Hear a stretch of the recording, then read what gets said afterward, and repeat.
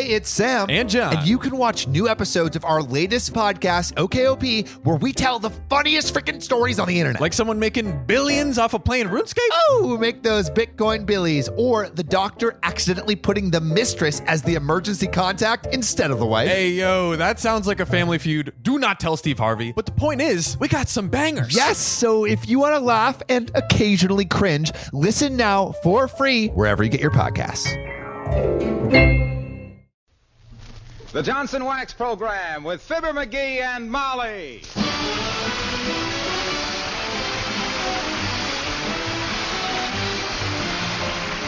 The makers of Johnson's Wax products for home and industry present Fibber, McGee, and Molly with Bill Thompson, Gail Gordon, Arthur Q. Bryan, and me, Harlow Wilcox. The script is by Don Quinn and Phil Leslie. Music by the King's Men and Billy Mills Orchestra.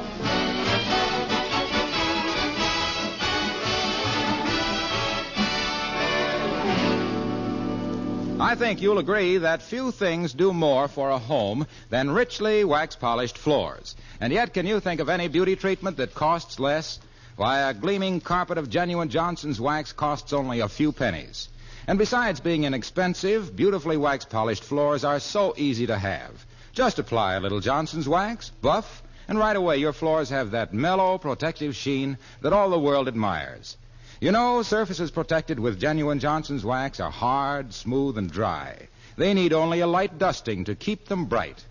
If you want long-lasting beauty, always insist on genuine Johnson's wax, paste or liquid, in that familiar red and yellow package. There's no finer wax polish to bring out the beauty of the home. Look on the bright side, shine up the right side, bring out the beauty of the home.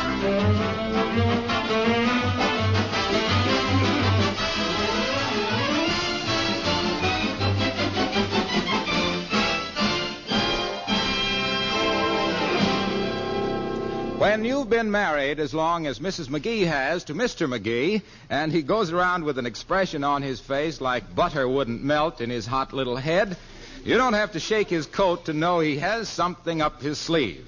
Well, let's see what it is as we join Fibber, McGee, and Molly.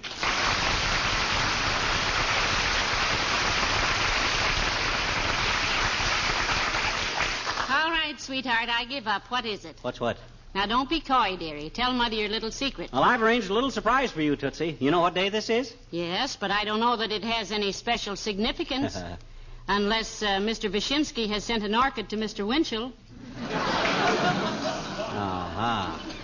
So you don't know, eh? No. Gee whiz, Molly, have you forgot October 7th, 1917? The day I took you to your first big football game? The one I played in? Oh, for goodness sakes, was that the... Is this the anniversary? Well, heavenly days. You know, I've still got the chrysanthemum you gave me that day. And it's as fresh today as it was then.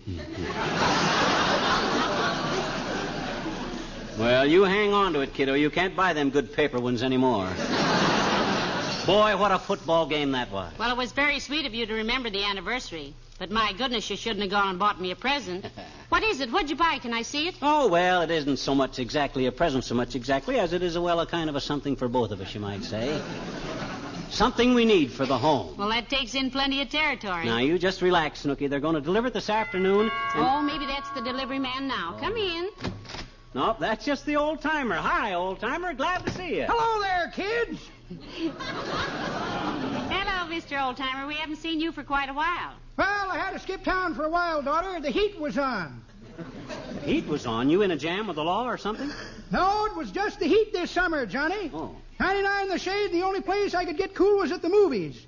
Seen so many Donald Ducks, I started to walk with a waddle. So I beat it out of town. Went out west, up in the mountains. Rocky Mountains? You said it, daughter. Ain't seen so many hairpin turns since my bald-headed sister got dressed for the opera. Mighty pretty scenery up in them mountains. Mighty sightly country. So they say, old-timer, though I can't take it myself. The air is so much like wine, it gives me the hiccups. Well, it's pretty wonderful, Johnny. Yes, sir. You ever see the sun come up over Lake Louise, creeping across the horizon like a Florida orange sneaking over the California line? Painting the lake all pink and gold like a Spanish omelet with cranberry sauce? No, we never have. Me neither. I'm a late sleeper myself. Had a job on a ranch out there for a while up near that state park, Yosemite. No, not Yosemite, old-timer. That's pronounced Yosemite. What kind of work were you doing? Removing stumps. With a bulldozer? Nope, with dynamite.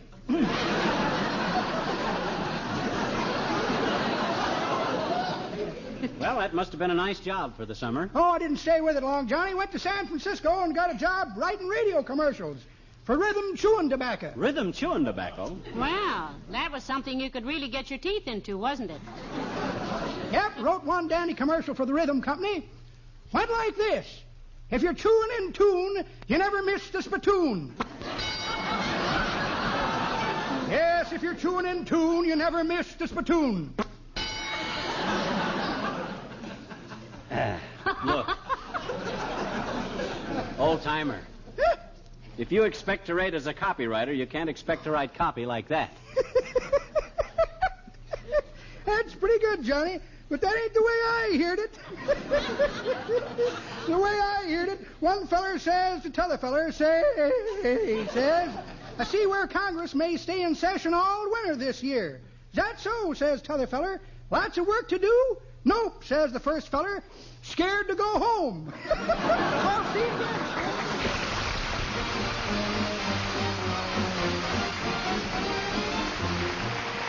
Billy Mills and the orchestra and the lady from 29 Palms.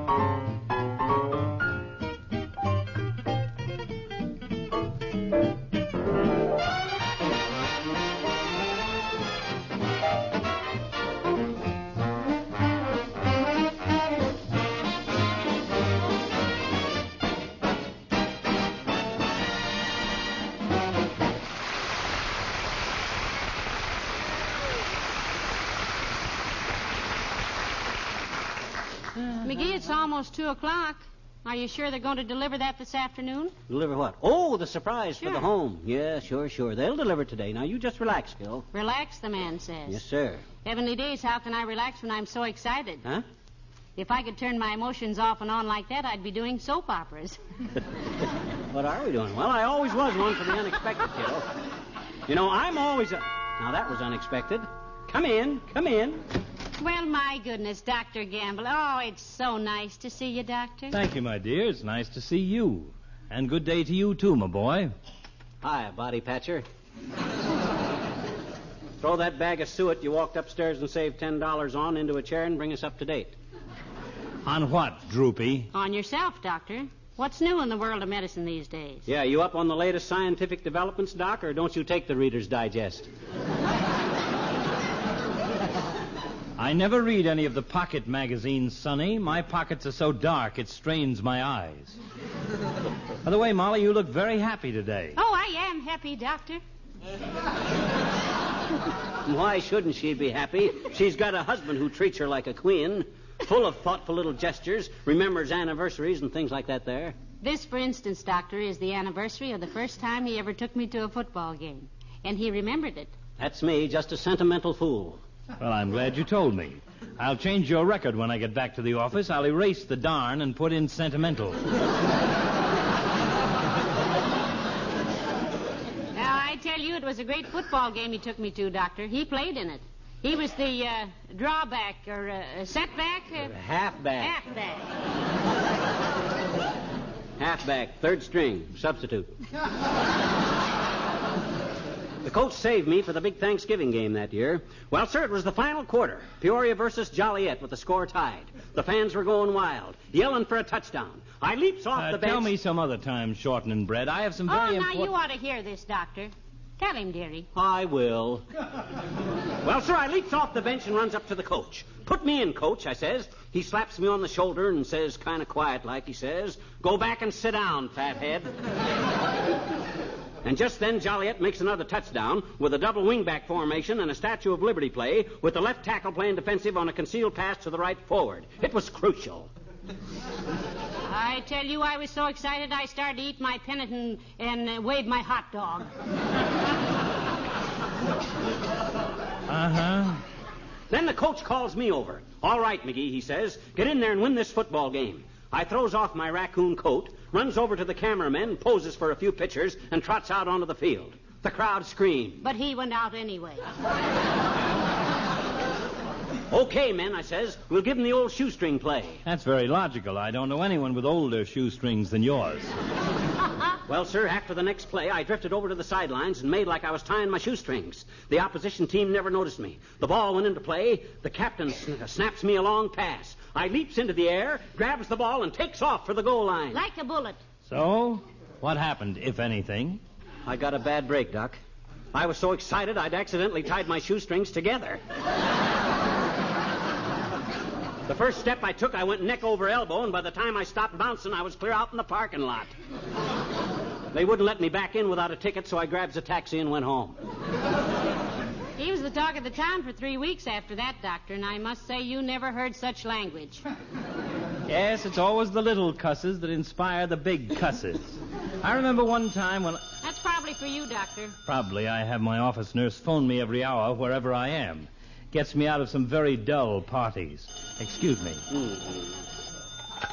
Hello, Dr. Gamble speaking. Who? The hospital? Oh, I'm sorry to hear it. I didn't foresee anything like that. I'll be right over. Yes, goodbye. Bad news, Doctor? I'm afraid so. We just lost a patient. Oh. Oh, my gosh, Doc, that's too bad. What happened? He got well. But that's the break to the game, kids. See you later.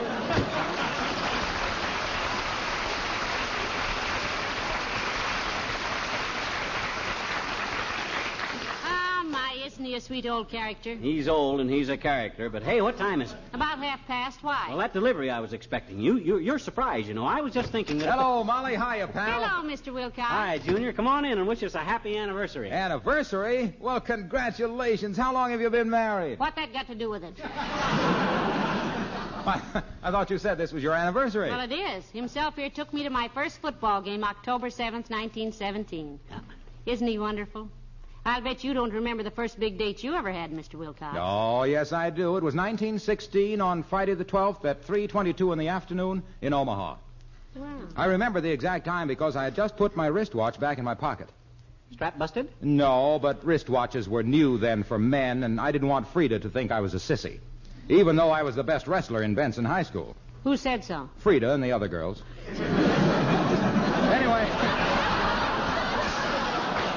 Anyway, there we were in the parlor dancing to the radio. Hey, now, wait a minute. They didn't have radios in 1916. No, Frida did. Her father was rich. Oh. Well, anyway, it was awfully quiet in the house, and I was afraid Frida would try to kiss me. Mm-hmm. You see, she was a vamp. A what, Junior? A vamp. We called them vamps then. Oh. I was a sheik. Oh. Anyway, I said, where's your mother today, Frida? And she said, Mama's out scrubbing the kitchen floor. Scrubbing, I said. You mean she doesn't know about Johnson's glow coat? Did they have glow coat in 1916? Don't change the subject, Molly. Well, I dropped Frida like a hot potato. And don't think she wasn't.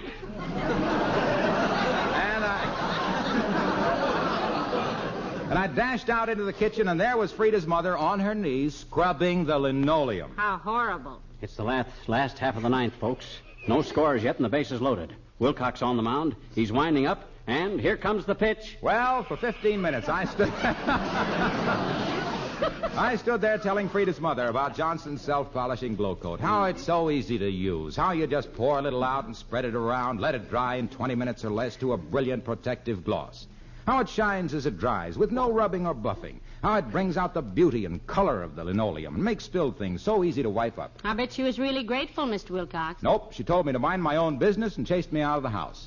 But Frida told me later that she always used glow coat after that. Oh, then you did see Frida again. Yes, when I was in uniform. She came to the station to see me off. In uniform, Army or Navy, Mr. Wilcox? Scoutmaster. I was taking a bunch of kids to camp. Well, happy anniversary, folks.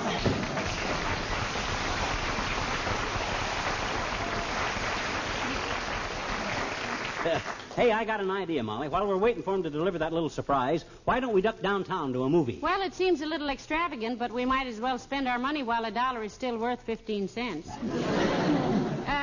What's showing at the Bijou? That's what I want to find out. Mother Wore Tights is playing there. Oh, all right. I'll be with you just as soon as I put on my face and get my hat. Okay, Tootsie. Ah, there goes a good kid. And does she ever love surprises? And am I ever full of them?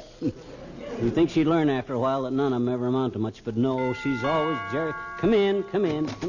Hi, mister. Oh, hi, Teeny. Well, I'm glad to see you, but we were just going out. Mrs. McGee and I are going to a movie. Oh? Well, there's a dandy one at the Princess, mister. It's Sailbad the Sinner, and it's all in ticklish color, and they say it's... Hey. Wait a minute. It's not Sailbad the Sinner. It's Sinbad the Sailor. Okay. Anyway, it's a dandy picture, I bet you. I and Willie Toops went to it. No. Willie Toops and I went to it. When? Huh? When did you and Willie go to it? He said he hadn't seen it before. I didn't go with Willie Toops. I was merely correcting your grammar. You said I and Willie Toops, and that's incorrect. It's Willie Toops and I. The first person singular takes the object in the possessive tense if the participle is part of the predicate. You understand? Oh. No. But anyway, it was a peachy picture, I bet you. It was, eh? Yeah. Willie and I... I said it was, eh? What's what? A good picture. Where? At the Princess, the one you and Willie went to. I know it. Well... That's the same one you and Willie went to. I didn't go to the picture with Willie. You did too, I bet you. No. You said you and Willie went to see Sailbad the Sinner. I didn't say any such a thing. I never saw Sailbad the Signer. And if I had, I wouldn't have gone with Willie Toops. I think he's a dreadful little pest. Please, Mr. McGee. Well? You are speaking of the man I love. I and Willie are engaged. There you go again, sis. You mean Willie and I are... No, that would be... Sure. He gave me an engagement ring, too, I bet you. Oh, See? say, that's a beautiful ring, Teeny. Sure it is, I bet you. It's pure silver. Really? Pure silver? Sure. He got it in a box of Cracker Jack. Why? He said if the prize was a whistle, we'd play cops and robbers, and if it was a ring, we'd get engaged. And it was a ring, and boy, was Willie ever burned up. Sure, he wanted to play cops and robbers. Goodbye now. Goodbye, Teeny.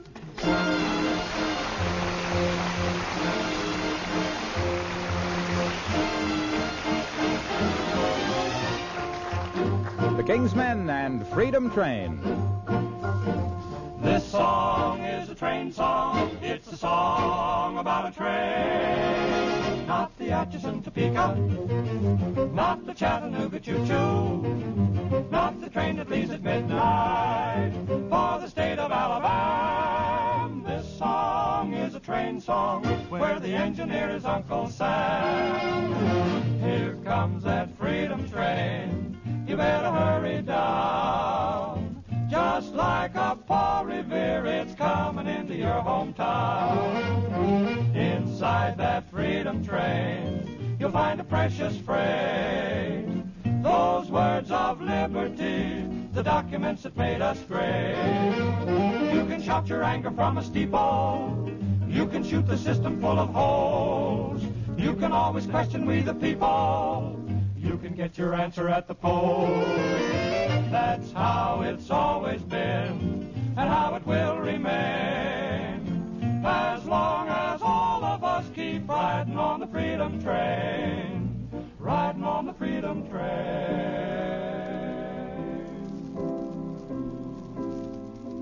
I hear that freedom train is coming to Wistful Vista, Molly. That's something I want to see. Oh, me too, McGee. Imagine seeing the original Declaration of Independence and the Constitution and everything. Yeah. It's kind of easy to forget the things that made this a great country and sort of take things for granted. Oh, isn't the Freedom Train a wonderful name for it? Yeah. I just hope they watch the danger signals and keep it on the right track. Well, the crew is made up of people like you and me, dearie, so it's up to us. That's how it's always been, and how it will remain, as long as all of us keep riding on the freedom, riding on the freedom train.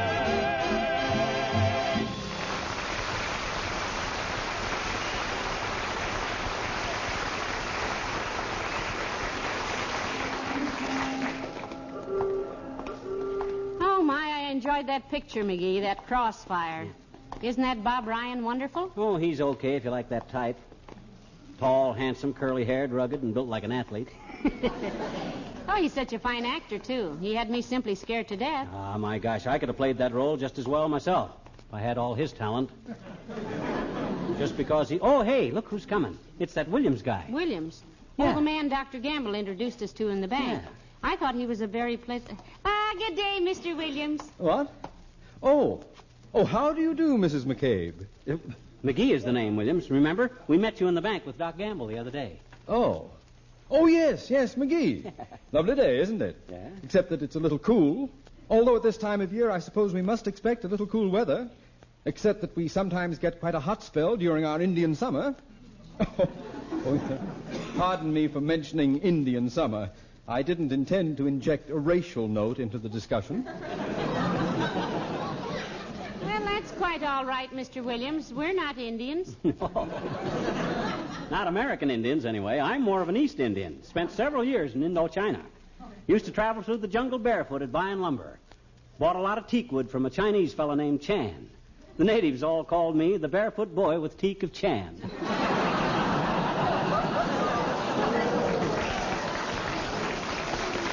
Don't you get it, Williams? Cheek of Chan, teak of Chan. It's a play on words involving a pun on the word Ain't teak. funny, McGee. Oh, it ain't. My gosh, I lay awake for 2 hours last night working on that. I rather enjoyed it myself. Well, thanks. I agree that a pun is sometimes the lowest form of humor, but on the other hand, a clever play on words I find rather amusing. Yeah? In other terms, while I detest puns, I sometimes like them very much. Yes, I see. You live in Wistful Vista, Mr. Williams? Yes, I do, Mrs. McGee. That is, I say I do. Although, to be strictly truthful, I live just outside of town. I suppose paying taxes here makes me a resident, but on the other hand, I consider myself, by reason of being a suburbanite, not a city dweller. You sure hate to commit yourself, don't you, Si? You in business here? Well, you might say I am, and again, I'd hardly call it being in business. I see. I suppose I might be called a professional man, although some people might find technical objections to the term. I work for the government, in a way. Oh. But more strictly speaking, I am a local employee. Doing what, may we ask? Oh, certainly. I am a meteorologist, otherwise known as the weatherman. Oh. Well, nice to have seen you again. Good day. Probably.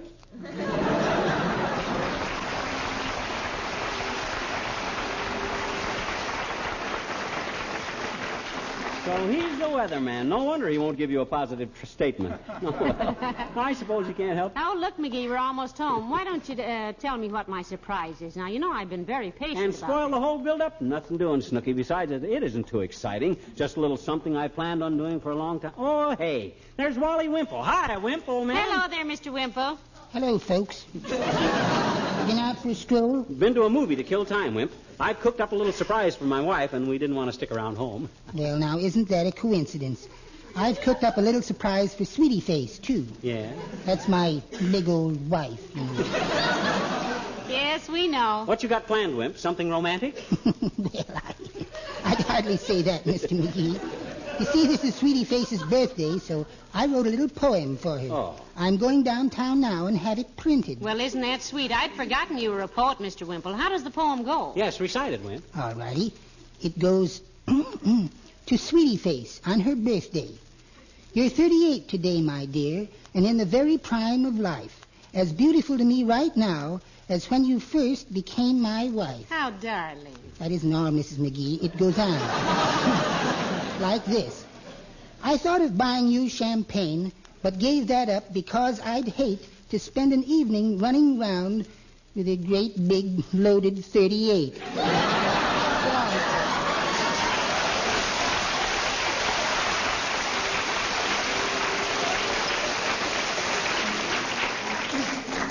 Great little couple, him and Sweetie Face. Well, come on, kiddo. Let's go this way. Well, why, McGee? Why must we go around through the alley? Well, the delivery men may be in the driveway, and I don't want you to see the surprise till it's all set. Yes, see? but I don't know why. why. Oh, look. There's a delivery truck in the driveway right now. My gosh, I timed this just about perfect. Come on, baby. But, dearie, that's a coal truck. That wouldn't be what... McGee, what on earth are you... That's the surprise, kiddo. Enough coal to last all winter. And I remembered to order it before we even needed it. Pretty thoughtful, eh? Remember how I forgot to order coal last year and we almost froze to death? Yeah, but McGee, now, I can't...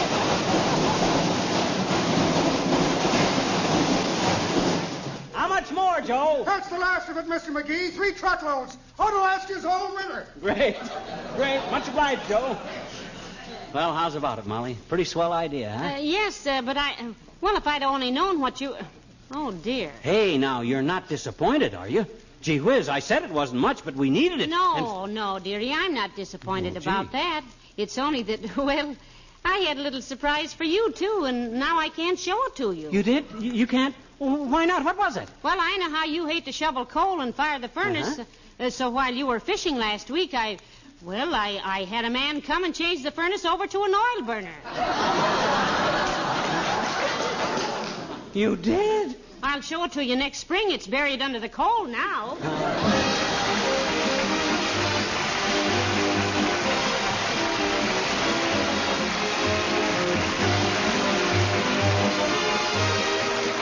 Fibber and Molly return in just a moment. Tell me, have you noticed that the Johnson's Glow Coat you've been buying lately gives your kitchen linoleum an unusually bright shine? Well, now, you're not just imagining things. Fact is, the Glow Coat on your dealer's shelf today gives you nearly twice as much shine as before. And that means nearly twice the shine for all linoleum and other floors in your home. You'll say you've never seen your kitchen floor so bright, its colors so fresh and gay. Of course, Johnson's self-polishing Glow Coat is as easy as ever to use. Still no rubbing or buffing. And you still get that wonderful wax protection.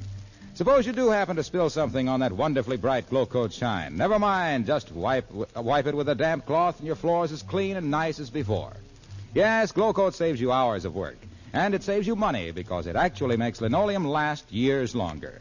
Ask your dealer for brighter than ever Johnson's self-polishing Glow Coat to bring out the beauty of the home.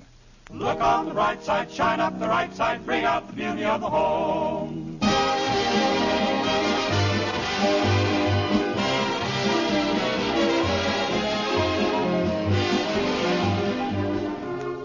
Ladies and gentlemen, it's nice to be back on NBC for Johnson's Wax for another season, and we hope you all enjoyed Fred Waring's wonderful music this summer. We certainly did.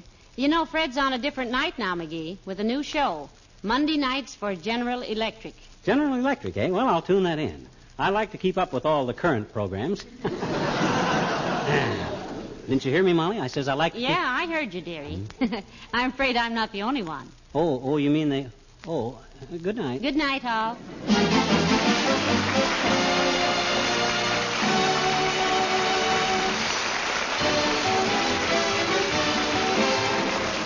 This is Harlow Wilcox speaking for the makers of Johnson's Wax products for home and industry, inviting you all to be with us again next Tuesday night. Good night.